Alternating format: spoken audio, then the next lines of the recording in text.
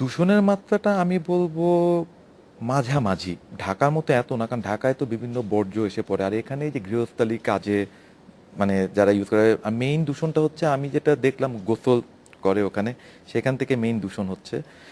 দূষণের মাত্রাটা আমি বলবো মাঝামাঝি। এই জন্যই আমাদের ম্যাটটা কিন্তু এখানে 10টা দিয়েছি। দূষণের মাত্রা যদি অনেক বেশি হতো তাহলে কিন্তু 40-50টা ম্যাটের প্রয়োজন হয়ে যেত এখানে। এই ম্যাটটা কিভাবে তৈরি করা হয়? ম্যাটটা একদম দেশীয় প্রযুক্তিতে আমরা পিভিসি পাইপ, 4 ইঞ্চি পিভিসি পাইপ এয়ার টাইট করেছি, কারণ এটাকে তো ভাসতে হবে। এরপর নিচে মাছ ধরার যে জাল, সেই জালটা দিয়েছি। তারপর খড় দেওয়ার পরে কিছু মাটি দিয়ে এই গাছগুলা লাগিয়েছি। আমাদের সবচেয়ে বড় চ্যালেঞ্জ ছিল মাঝ নদী মানে লেকের মাঝখানে কিভাবে এটাকে স্টিল অবস্থায় রাখবো। সেখানে আমরা করেছি দুই প্রান্তে দড়ি দিয়ে বেঁধে বোল্ডার, যেটা বোল্ডার তলদেশে ফেলে দিয়েছি, যার জন্য সে আর নড়াচড়া করতে পারবে না। একদম সহজ পদ্ধতিতে যাতে সবাই এটা করতে পারে। আহ, জনাব তানভীর স্যার, আপনাকে অনেক ধন্যবাদ আমাদের অনুষ্ঠানে আসার জন্য, এবং আমরা আশা করি যে এই পদ্ধতিতে সারা দেশের পানি বিশুদ্ধ হবে। ধন্যবাদ। দর্শক, এই পর্যায়ে নিচ্ছে আসার বাংলাদেশে একটি বিরতি, ফিরছি একটু পরে।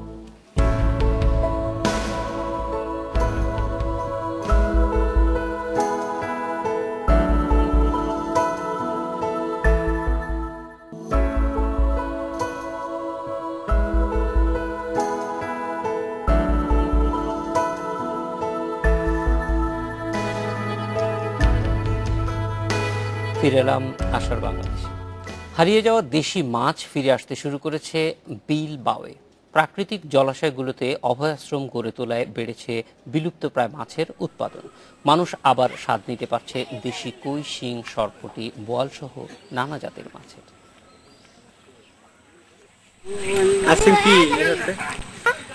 দেশি প্রজাতির মাছের জন্য গোপালগঞ্জের খ্যাতি নষ্ট হয়ে যেতে বসেছিল মানুষেরই জন্য। অতিমাত্রায় মাছ শিকার, মাছের আবাসস্থল নষ্ট ও প্রজনন বাধার কারণে হারিয়ে যাওয়ার দশা হয় মাছগুলোর।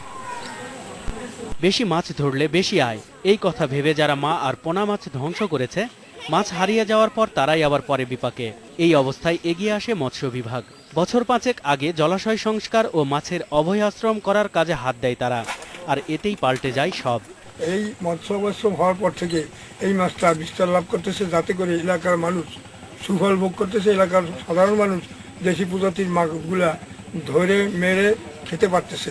এই আশ্রম করার পর আমরা বল মাছ পাইতেছি, চিংড়ি মাছ পাইতেছি, চিতল মাছ পাইতেছি, এই শোল মাছ পাইতেছি, তারপর জিএল মাছ পাইতেছি। চাষের মাছের তুলনায় বিলবাওরের এসব মাছের স্বাদ আর কদর দুটোই বেশি, আর সরবরাহ বাড়ায় খুশি ক্রেতারাও। অনেক আগে যেরকম পূর্বে মাছ ছিল, সেই রকম মাছ এই অভয় আসার হওয়ার পর থেকেই আমরা সেই পুরানো মাছ পাইতেছি। দেশাল মাছ যেরকম সরপুটি, বল মাছ, চিতল মাছ, আড়ি মাছ। যে ফার্মের মাছগুলো আমরা খাইতেছিলাম, কিন্তু সেগুলিতে স্বাদ পেতাম না। এই এলাকায় দীর্ঘদিন ধরে দেশি প্রজাতির মাছ বিলুপ্ত হয়ে যাচ্ছিল। অভয়াশ্রম প্রতিষ্ঠার ফলে উন্মুক্ত জলাশয়ে এই দেশি প্রজাতির মাছ পাওয়া যাচ্ছে। প্রকল্পটি এগিয়ে নিতে পারলে সামনের বছরগুলোতে মাছের সরবরাহ আরও বাড়বে বলে আশা করছে মৎস্য বিভাগ। অভয়াশ্রমগুলো যদি মেনটেনেন্স করা যায়, আরও কিছুদিন মেনটেনেন্স করা যায়, মানে আরও যদি মেনটেন্সের টাকা দেওয়া হয় এবং আরও বেশি বেশি অভয়াশ্রম করা যায়, তাহলে আমার মনে হয় এটা একটা দেশ তথা এলাকার লোকজন যথেষ্ট সুফল ভোগ করবে। গোপালগঞ্জের পাশাপাশি অন্য জেলাতেও একই ধরনের উদ্যোগ নেওয়া হবে বলেও জানিয়েছে মৎস্য বিভাগ। নজরুল ইসলাম তমাল, ইন্ডিপেন্ডেন্ট নিউজ। এ বিষয়ে কথা বলতে আজ স্টুডিওতে আছেন মৎস্য বিশেষজ্ঞ ও ঢাকা বিশ্ববিদ্যালয়ের সমুদ্র বিজ্ঞান বিভাগের চেয়ারম্যান অধ্যাপক কাউসার আহমেদ। আমরা চলে যাচ্ছি তার কাছে।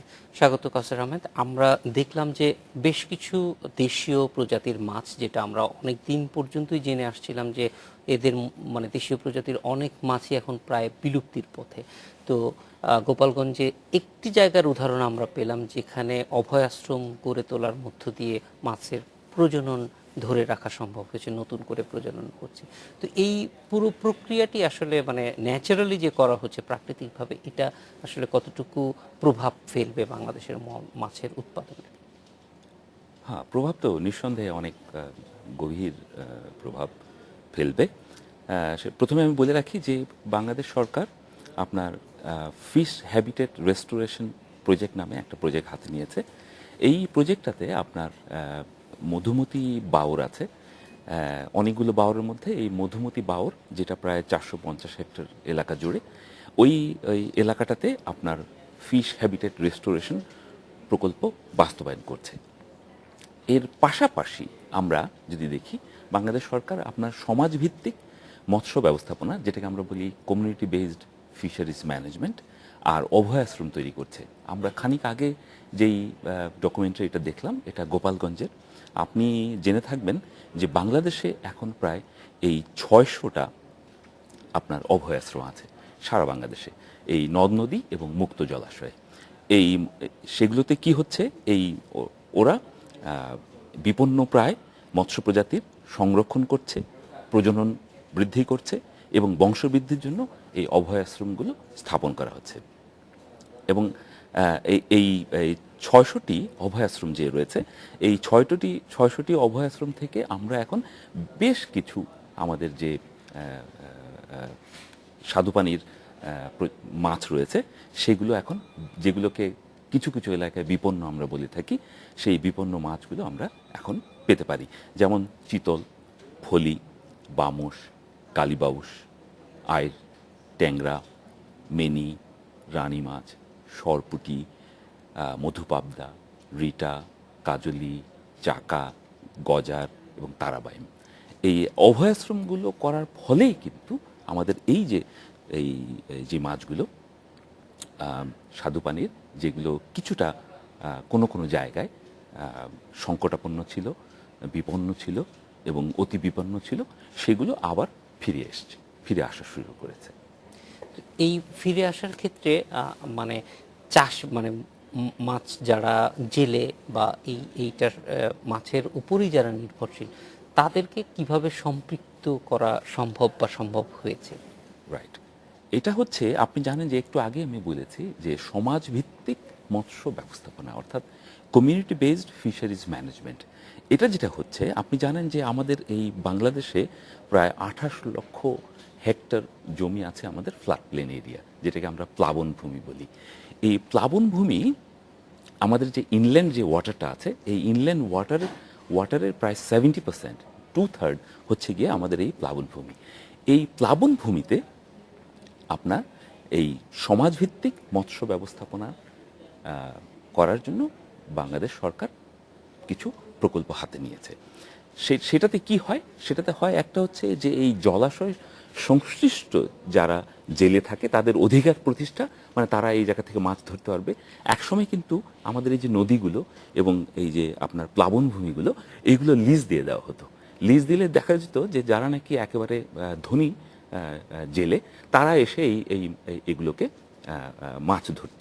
এখন যেটা হচ্ছে যে সমাজভিত্তিক যখন মৎস্য ব্যবস্থাপনা প্রকল্প সরকার হাতে নিয়েছে, তখন যেটা করছে যে এই জলাশয়ের সংশ্লিষ্ট, মানে এই জলাশয়ের আশেপাশে যেসব জেলেরা থাকে, যাদের জীবিকা এই জলাশয়ের উপর নির্ভর করে, সেই জেলেদের একটা অধিকার প্রতিষ্ঠার জন্য, অর্থাৎ জাল জাল জলাতার, এই ধরনের একটা অধিকার প্রতিষ্ঠা করার জন্য, যেইটা ওপেন ওয়াটার রিসোর্স যেটাকে আমরা বলি, হ্যাঁ, এটা অ্যাক্সেস সবার, এটা জেলেদেরই বিশেষ করে থাকা দরকার। তো সুতরাং এই জলাশয়ে সংশ্লিষ্ট আশেপাশে যেসব জেলে আছে তাদের অধিকার প্রতিষ্ঠা করার জন্য, 2 নম্বর যেটা হচ্ছে যে এই জলাশয়ের জৈবিক ব্যবস্থাপনা করার জন্য, এই দুটোর জন্য আমাদের এই সমাজভিত্তিক মৎস্য ব্যবস্থাপনা করা হয়েছে। বাংলাদেশে বেশ অনেকগুলো আপনার প্লাবন ভূমি রয়েছে, বিল রয়েছে, বাওর রয়েছে, যেগুলোতে এই সমাজভিত্তিক মৎস্য ব্যবস্থাপনা করা হয়ে থাকে। প্রজননের ক্ষেত্রে কি কোনো আলাদা এলাকা মাছের জন্য প্রয়োজন হয়? মানে যদি আপনার নদী হয়, হ্যাঁ, নদীর সব জায়গায় তো ওরা প্রজনন করে না। আপনি জানেন যে ওই যদি মাছটা একটা ডিম পারে, আর ওইটা যদি আপনার খরস্রোতা নদী হয়, তাহলে তো ওই ডিমগুলো অন্যদিকে চলে যাবে। সুতরাং মাছরাও তাদের বংশকে বাঁচিয়ে রাখার জন্য ডিমগুলোকে এমন জায়গায় ওরা ডিম ছাড়ে এবং বংশবৃদ্ধি করে, যেই জায়গাটা তাদের ডিম এবং ডিম ফুটে বাচ্চা বেরিয়ে আসার পর খাবারের যোগান দেয় এবং তার প্রিডেটররা তাদেরকে খেতে পারে না, এমন একটা জায়গায় তারা সাধারণত প্রজনন করে থাকে এবং ডিম পেড়ে থাকে। এই ধরনের জায়গাগুলিতে কি চিহ্নিত করার মতো কোনো ব্যবস্থা হ্যাঁ, ইতিমধ্যে নেওয়া সাধারণত যেই জায়গাটায় নদী যদি হয়, সাধারণত সেই নদীর বাঁকগুলো যেখানে, যেই বাঁকে আপনার স্রোত কম থাকে, বাঁকগুলোতে সাধারণত মাছেরা ডিম ছেড়ে থাকে সাধারণত। আর এমনি জলাভূমি যেটা আমরা হাওর বাওরের জি, ক্ষেত্রে জলাভূমিতে সাধারণত দেখা যায় যে আপনি যদি, যেটাকে আমরা বলি কিনার, হ্যাঁ, একটা লেক যদি থাকে, হ্রদ যদি থাকে বা পুকুর যদি থাকে, তাহলে কিনারটা, যে জায়গাটাকে আমরা বলি লিটোরাল রিজন, ওই লিটোরাল রিজনে আপনার বেশ কিছু অ্যাকোয়াটিক ম্যাক্রোফাইটস থাকে, জলজ উদ্ভিদ থাকে। ওই জলজ উদ্ভিদগুলোতে মাছের ডিম পাড়তে সুবিধে, এবং ডিম ফুটে বাচ্চা বেরিয়ে গেলে ওখানে ওরা লুকিয়েও থাকতে পারে, অর্থাৎ অন্য মাছরা কিংবা অন্য প্রাণীরা ওদেরকে খেয়ে ফেলতে পারে না, সেই জন্য ওই জায়গাগুলোতে ওরা ডিম পারে। আচ্ছা, মানে ন্যাচারালি এই জিনিসগুলি ওইভাবে ওরা মানে প্রোটেকশনটাও নেয়, আবার একই সঙ্গে রিসোর্সটাও তাদের জন্য জি। আছে, এরকম জায়গাগুলি তারা বেছে নেয়। জি, এই যে ধরেন আমরা গোপালগঞ্জ